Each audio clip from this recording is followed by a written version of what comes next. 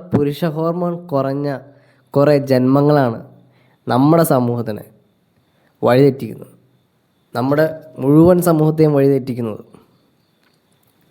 ഇവനെന്താണ് പറയുന്നത്? ഇവനെന്താ പറയുന്നതിന് വലിയ നിശ്ചയമുണ്ടോ? ടോക്സിക് മസ്കുലിനിറ്റി ആണ് പോലും.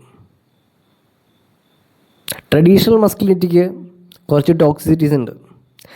ഞാൻ പറയുന്നു, ട്രഡീഷണൽ മസ്കുലിനിറ്റിക്ക് അതിൻ്റേതായിട്ടുള്ള ടോക്സിക്കായുള്ള നേച്ചറുണ്ട്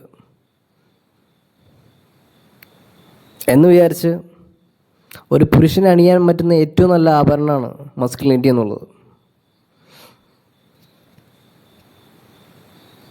ഉയർന്ന പുരുഷ ഹോർമോൺ, നല്ല ആരോഗ്യം, ഹെൽത്തി ആയിട്ടുള്ള പൗരുഷം, ഹെൽത്തി ആയിട്ടുള്ള മാസ്കുലിനിറ്റി, ഹെൽത്തി ആയിട്ടുള്ള പൗരുഷം നിങ്ങളുടെ ജീവിതത്തിൽ വളർച്ചയുണ്ടാക്കും, നിങ്ങളെ കോമ്പറ്റീഷൻ ചെയ്യാൻ സഹായിക്കും, ജീവിതത്തിൽ വലിയ നേട്ടങ്ങൾ ഉണ്ടാക്കാൻ സാധിക്കും, പർപ്പസായിട്ട് ജീവിക്കാൻ സാധിക്കും, പർപ്പസോടുകൂടി ലക്ഷ്യങ്ങളോടുകൂടി ജീവിക്കാൻ സാധിക്കും. അത് നിങ്ങളെ പണക്കാരനാക്കി മാറ്റും, ഏറ്റവും ഹൈ ക്വാളിറ്റിയുള്ള സ്ത്രീകളെ അട്രാക്റ്റ് ചെയ്യുന്ന പുരുഷനാക്കി മാറ്റും, നിങ്ങളുടെ കുടുംബത്തെ സംരക്ഷിക്കാൻ തക്കവണ്ണം പ്രാപ്തനാക്കി മാറ്റും. നിങ്ങളുടെ അച്ഛനും അമ്മയ്ക്കും ഭക്ഷണം കൊടുക്കാനും അവരെ പ്രൊട്ടക്റ്റ് ചെയ്യാനും ഹൈ ക്വാളിറ്റിയുള്ള പെൺകുട്ടികളെ അട്രാക്റ്റ് ചെയ്യാനും അവരോടൊപ്പം ജീവിക്കാനും ജീവിതത്തിൽ ഒരുപാട് പണം ഉണ്ടാക്കാനും നിങ്ങളുടെ വ്യക്തിത്വത്തിൽ ഉറച്ച് ജീവിക്കാനും നിങ്ങളുടെ ജെൻഡറിൽ ഉറച്ച് ജീവിക്കാനും മാസ്കുലിനിറ്റി നിങ്ങളെ സഹായിക്കും. മാസ്കുലിനിറ്റി ടോക്സിക് അല്ല.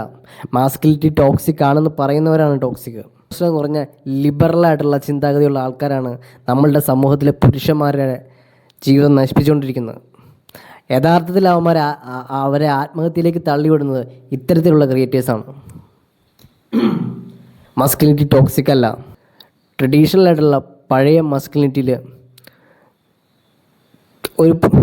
ഒരളവിന് ടോക്സിസിറ്റി ഉണ്ട്, ആ സത്യമാണ്. പക്ഷേ ഇന്നത്തെ കാലത്ത് നമ്മൾ നോക്കുമ്പോൾ മസ്കുലിനിറ്റി ഒട്ടും തന്നെ ടോക്സിക് അല്ല. ഇന്ന് മസ്കുലിനിറ്റി ഇല്ലാത്തതുകൊണ്ടുള്ള പ്രശ്നങ്ങളാണ് നേരിട്ടുകൊണ്ടിരിക്കുന്നത്. നിങ്ങൾ ഒരിക്കലും മസ്കുലിനിറ്റി തള്ളി പറയരുത്. ഒരു പൗരുഷം എന്നുള്ളത് പുരുഷന് ഏറ്റവും വേണ്ട അത്യാവശ്യപ്പെട്ട കാര്യങ്ങളാണ്. അതിൻ്റെ ഗുണങ്ങൾ അപാരമാണ്. നിങ്ങൾ നിങ്ങളുടെ ജെൻഡറിൽ നിന്നുകൊണ്ട് ചിന്തിക്കുക. ഒരു പുരുഷൻ എങ്ങനെ ചിന്തിക്കണം എന്ന രീതിയിൽ ചിന്തിക്കണം. നിങ്ങൾ സ്ത്രീകളല്ല, നിങ്ങൾ പുരുഷന്മാരാണ്. പുരുഷൻ പുരുഷനെ പോലെയും സ്ത്രീ സ്ത്രീയെ പോലെയും ചിന്തിക്കണം. ഇത്തരം സ്കിന്നി നെക്ഡായിട്ടുള്ള ലിബറലായിട്ടുള്ള ഇത്രയും ചിന്തകൾ, പുരുഷന്മാരെ നശിപ്പിക്കുന്ന ചിന്തകൾ, പുരുഷ ഹോർമോൺ ഓരോ വർഷങ്ങൾ കൂടുന്തോറും നമ്മളുടെ സൊസൈറ്റിയിൽ, ഇന്ത്യൻ സൊസൈറ്റിയിൽ പുരുഷൻ്റെ ഹോർമോൺ കുറഞ്ഞു വന്നുകൊണ്ടിരിക്കുകയാണ്. ഇവിടെ സബ്സ്ക്രിപ്ഷൻസ്, ഓൺലി ഫാൻസ് തുടങ്ങിയിട്ടുള്ള കാര്യങ്ങൾ കൂടി വന്നുകൊണ്ടിരിക്കുകയാണ്. എന്താണ് അതിൻ്റെ കാരണം? അത് ചെയ്യുന്ന പെൺകുട്ടികളല്ല പ്രശ്നക്കാർ. ഇവിടെ സിമ്പായിട്ടുള്ള പുരുഷന്മാരുണ്ടാവുന്നു, അതാണ് പ്രശ്നക്കാർ.